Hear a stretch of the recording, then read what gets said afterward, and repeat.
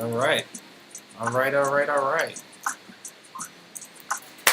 Right, we'll just wait a little bit. Just give it another minute or two to let people come in.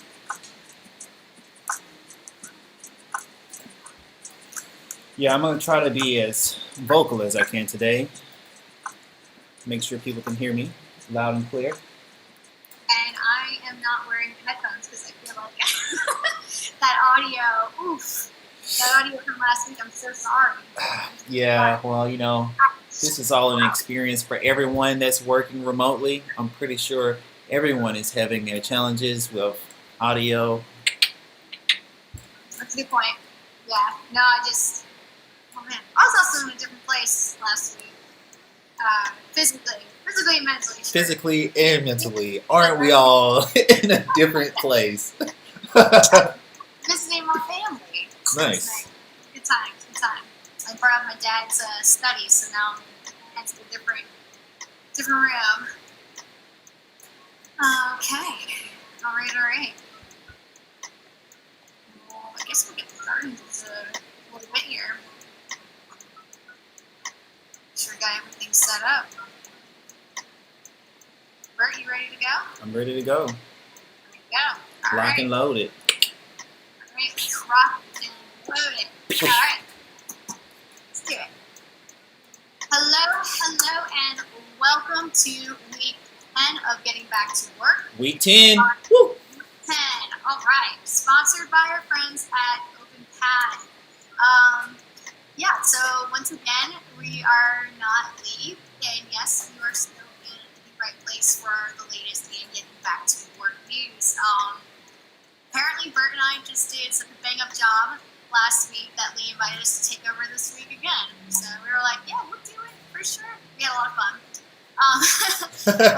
But we have fun here. Yeah, that's what it's all about. Having fun, spreading great information.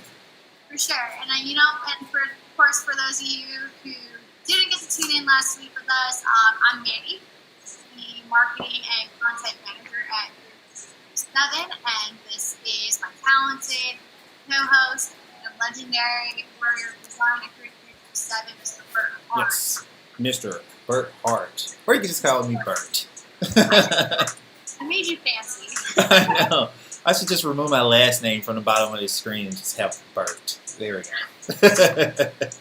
Just Bert, very club. I changed my name legally to just Bert. It's like Madonna now. I know. Alright, so we have some really great articles for y'all this week. So I think, we'll just go ahead and jump right into them.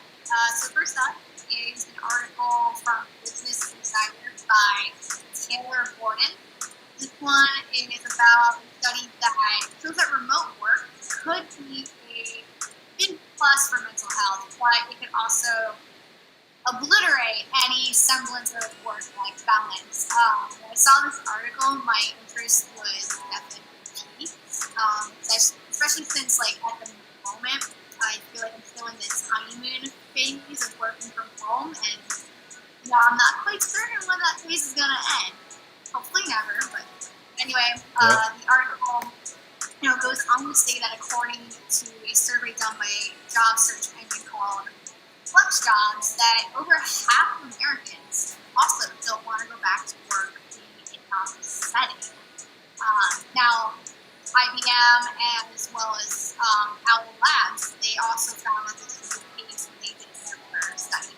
But then again, on the flip side of all of this, we have Microsoft, who found that while remote work could mean better mental health for a lot of us, it can also mean longer hours in our work days and, essentially a non-existent work-life balance. The article then puts a deeper dive into the results from the Flex Jobs survey, which found that roughly 2/3 of workers said they would prefer to work remotely full time following the pandemic. The other 1/3 of respondents mentioned that they would prefer a combination of working in an office and working from home, which I think could be a cool idea. It'd be a bit of a hybrid of it all, and maybe that's when we could schedule those needed face-to-face meetings and and then less than 2% of respondents that they would prefer to be in an office full time. Yep. The Owl Lab study also supported the notion that we're much happier working remotely, as 9 out of 10 of the respondents said remote work had improved their work-life balance, and then 79% of their respondents even said that it had increased their productivity and focus, which we have seen, previously in other articles and other studies, and then another 70% said that it provided them with less stress.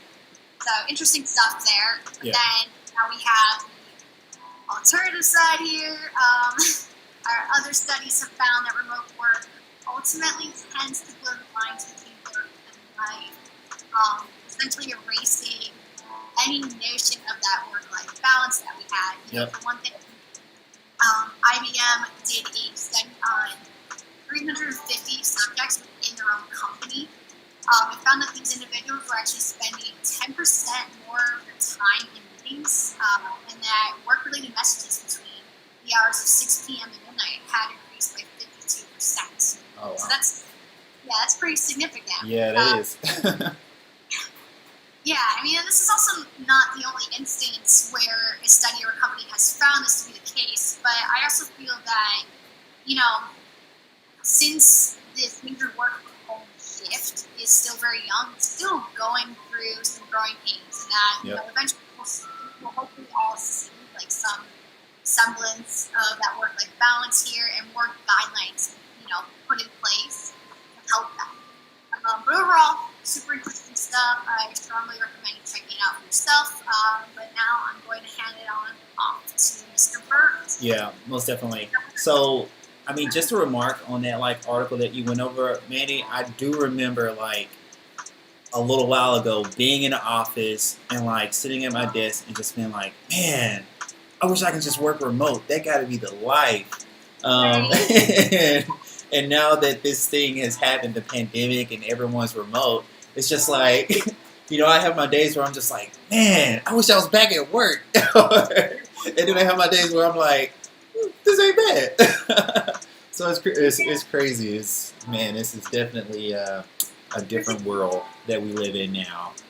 So anyways, that being said, so the article I went over was by Fast Company, and it was written by Julia Hebst. I don't know if I'm pronouncing that right. Hebst. And the title of that article, let me pull it up right here. The title of that article was Extremely Transparent and Incredibly Remote. And this was a pretty good article. Definitely touched on a lot of aspects of working remote. Basically, the article was about this new framework that GitLab has put together when it comes to working remotely efficiently.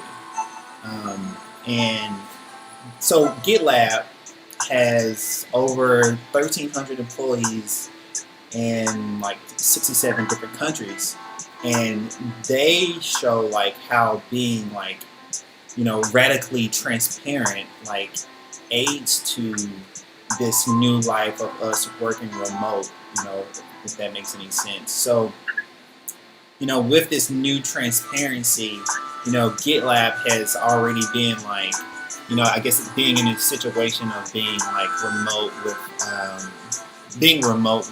the different, with different people, and showing how different processes that people can take while working remote. So for example, they have a lot of different steps on how people who are being onboarded to the company, how they can have the right conversations with everyone, and how they can actually meet their team members and get to know everyone. So it's not just oh well, I'm remote, I'm out of the circle, I'm not really knowing anyone outside of my team.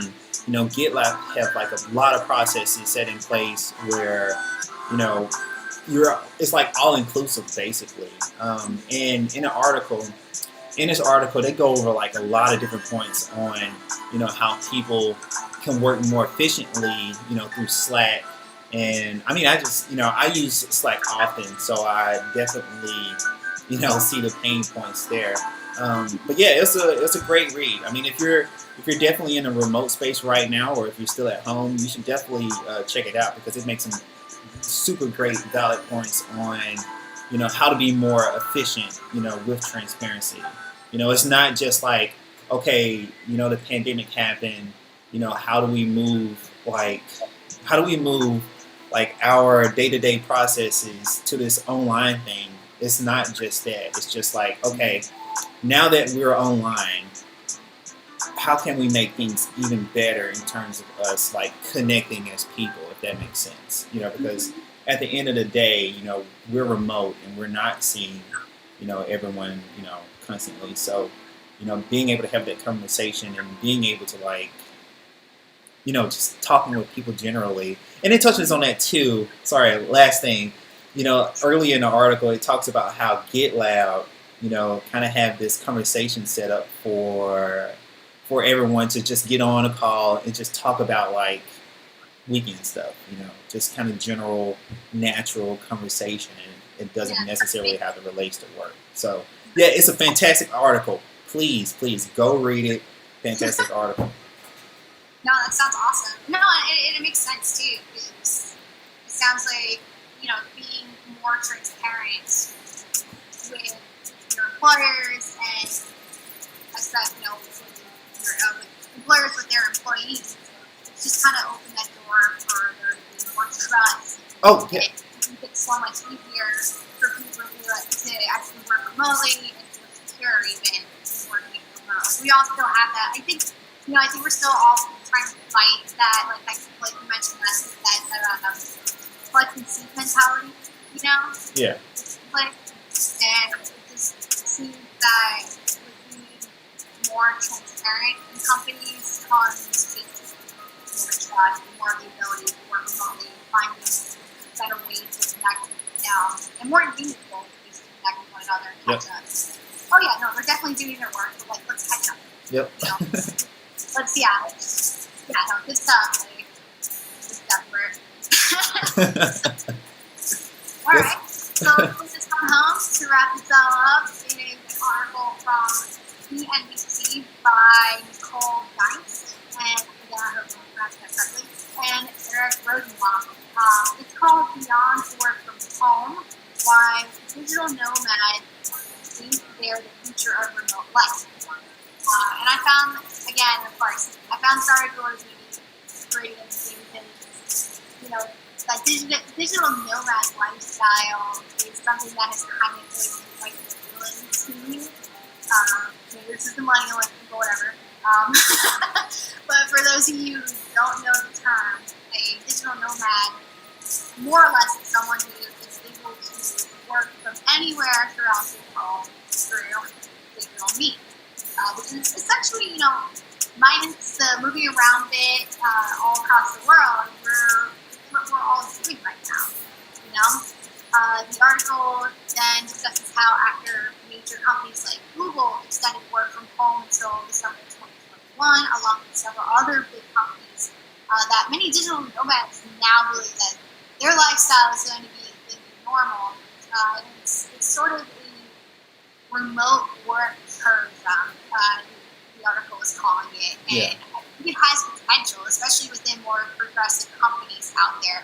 And this is something that could even help our tourism industry get back on its feet. I don't know. We'll see. Right? It's an idea. We'll see. The article also goes into how a man who works as a growth product manager has been able to work abroad in Europe. Like, he's been in Lisbon for a few weeks now, and now he's in London. Like, he's just been able to kind of bounce around from country to country, co-working space to co-working space. And there's now even apps out there that make co-working and the digital nomad lifestyle easier, which I think is pretty cool. It's fascinating how fast the world is adapting to all these different types of lifestyles. We now have because of COVID, and just how many startups have emerged out of this time. It's mind blowing. I don't know. If you're actually like interested in this type of lifestyle and you think it's one you could really work with, the article goes to how you actually make it work with your job and your employers. So definitely give it a read for those aspiring digital nomads out there. It's something worth doing. But with that, Bert, if you had any more comments and questions on there? Yeah, I mean, for the digital nomad, as a graphic designer, this is a lot, this is something that I know like a lot of designers or graphic designers, that, like have already like been thinking about or whatever, because I know there were a point where I was like, man, when I was in college, it's like, oh, I can be a graphic designer and I can work anywhere. I can travel like to all these different countries. And I was, now that like this thing is in place, it's just kind of becoming like a kind of a norm or something like that. Just like, all right, well, I know a bunch of buddies who like, who kind of like travel in their car and they just like, well, I'm just hop on somebody's Wi-Fi and do my work and then, go to the Grand Canyon or something like that and just kind of chill out there. And, I don't know, it's pretty awesome. And I think it's pretty cool that people are like, actually taking advantage of their different areas and like, adjusting to this whole thing or whatever, because, I mean, that's all you can do. Right. No, I guess, the world has now officially become our oyster. Yeah. I don't know. It just... okay. So I guess with that, we have just finished up another great episode of GPTW. For those of you who tuned in, we really appreciate you watching, and we'll have those links to those articles in the show notes below shortly. Until then, thank you. Stay well, and if you haven't already, don't forget to subscribe to our newsletter. Yes, definitely subscribe. Do not miss out. You know what they call it? What is it? FOMO? Yeah, FOMO. Don't miss out. All right, thank you all. All right, bye.